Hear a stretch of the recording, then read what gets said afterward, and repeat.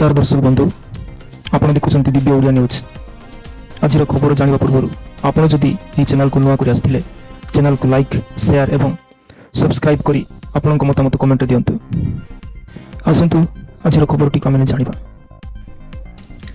जनवरी 31 जाए बढ़िला ration card ई केवाईसी अपडेट अवधि। अवशिष्ट हिताधिकारी करिवे ई केवाईसी अपडेट। पूर्व जनवरी 15 तारिख सुधा ई केवाईसी सरिबो बोली खाद्य जोगाण मंत्री कृष्णचंद्र पात्र कहिथिले। प्रकाश थाउ कि ई केवाईसी कराइबाकू बाहर राज्य को जिबे सरकारी अधिकारी।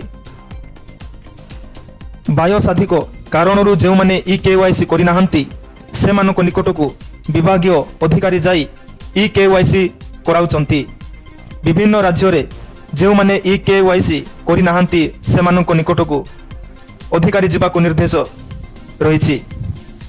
निकटरे गोआरे किछि लोकंक पाखरे पहुंची सरकार अधिकारी ई केवाईसी कराइचंती।